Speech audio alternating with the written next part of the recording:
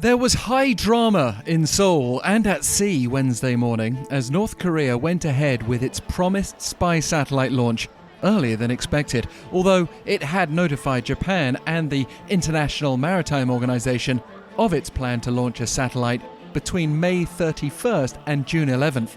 But it crashed, and there was even panic and confusion in the South Korean capital. It was 6:41 a.m. when an emergency alert blared out across Seoul, urging people to prepare to take shelter and to prioritize children and the elderly. Another message at 7:03 clarified that the alert issued by Seoul Metropolitan City had been an erroneous issuance. But during those 20 minutes or so, Seoul residents, normally so unfazed by North Korean missile tests, were clearly alarmed. The country's largest online portal, Naver, even suffered a service disruption to its mobile webpage between 6:43 and 6:48 as people sought more information. Yonhap News Agency's webpage was temporarily unavailable too, due to a spike in traffic. South Korea's Interior Ministry also sent out an emergency alert to residents on the border islands of Pyeongyang and Daecheon, both located near the maritime border separating the two Koreas. 6시 한 30분경에 재난 문자가 왔어요. 대피 준비를 이제 하라고 문자가 와가지고 당황했었죠. 일단은 그 문자를 받고 밖에를 살펴봤더니 한 10분 후부터 이제 그 경계 사이렌이 울려서 준비하라는 사이렌이 계속 한 20-30분간 울렸습니다. 몇 년 만에 이런 대피하는 소동이 이제 벌어졌네요. So, let's piece together what happened that created this emergency. At 6:29 a.m., South Korea's Joint Chiefs of Staff detected the launch from Dongcheongri on the North's west coast.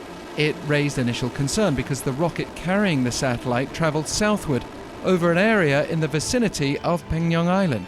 But then Seoul's radar lost contact with the rocket, raising speculation that it might have exploded.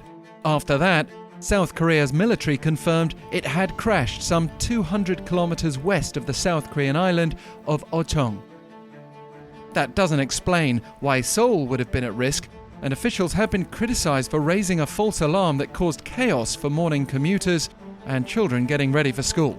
We then heard from North Korea. State media confirmed a rocket carrying a military spy satellite had crashed due to the abnormal starting of the second stage engine after the separation of the first stage during the normal flight. The North's report said the failure was down to the low reliability and stability of the new type engine system and unstable character of the fuel used. And perhaps most importantly, North Korea's vowed to conduct a second launch as soon as possible, after investigating the specifics of what went wrong. The North has had mixed success with 5 satellite-carrying rockets in the past, most recently in 2016, and we don't know if any of the satellites it claimed to have sent into orbit have functioned normally. But Pyongyang has made a spy satellite an urgent priority this year to counter the US and South Korea.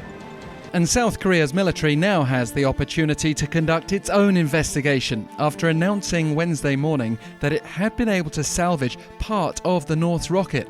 As it happens, they'd been training this week to pick up debris in cooperation with the US military, conducting combined naval salvage drills just a day before the rocket crash.